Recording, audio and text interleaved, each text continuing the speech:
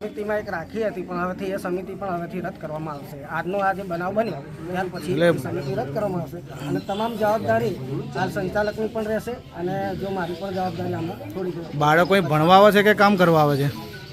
તમે જે સમિતિ બનાવી, સમિતિ તમે જ કીધું કે 4 બાળકોની સમિતિ બનાવી છે, તો નાની બાળકો ભણવા આવે છે કે કામ કરવા આવે છે? એના ભણવા માટે. તો પછી તમે કેમ સમિતિ બની કેમ જો કામગીરી કરાવો છો?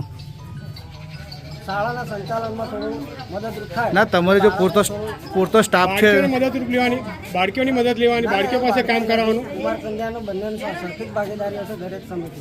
એવી સમિતિ કોને બનાવી કે 4 બાળકોને શાક સમાર કામગીરી કરવા મોકલવી? ના એ નહીં, આમ તો તમે જ અત્યારે બોલ્યા, તમે જ બોલ્યા છો કે સમિતિ બનાવી છે બાળકોની. આપણે જાતે તો આવી નહીં કામ કરવા.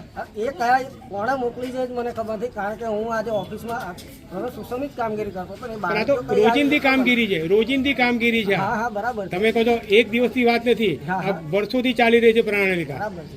તો તમે અજાણ છો એનાથી? ના, એનાથી કોઈ અજાણ નથી. તો ઘટના માટે જવાબદાર છો ને તમે? હું પણ એટલો જવાબદાર અને મારા સંચાલક પણ એટલા જવાબદાર. ઓકે, શું નામ તમારું?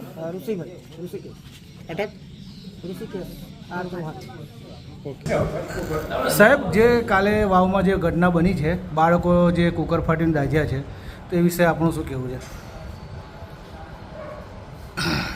સાહેબ, આવી કોઈ સમિતિ આપણા આચાર્ય કોઈ બનાવી શકે કે 4 છોકરાઓની સમિતિ બનાવીને બાળકો સાથે મધ્યાહન ભોજનમાં કામગીરી કરાવી શકાય એવું કોઈ?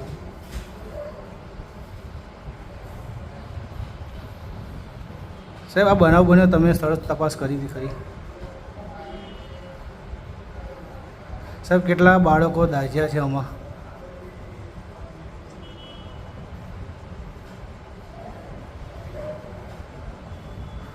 સાહેબ, કંઈ જવાબ તો આપો. તમે અધિકારી છો, આજે તાલુકા શિક્ષણ અધિકારી, કે તમે ફરજ બજાવો છો સાહેબ, અને આપણી સ્કૂલમાં જો બનાવ બન્યો હોય અને તમારા આચાર્ય આવી તો નાની બાળકીઓ જે ભણવા આવે છે ને એ બાળકોને તમે આજે કામગીરી કરાવો રસોડાની અંદર, કાર ઉડીને સાહેબ મોટો કંઈ દુર્ઘટના થત તો જવાબદાર સાહેબ કોણ હોત?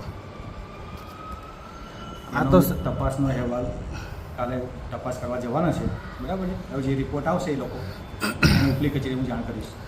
સાહેબ, એવું કોઈ પરિપત્ર ખરો કે તમારા આચાર્ય કે સ્કૂલના કોઈ બી આચાર્ય સમિતિ બનાવીને 4 નાના બાળકોની સમિતિ બનાવીને બાળકોને કામગીરી કરાવી શકે મધ્યાહન ભોજનમાં?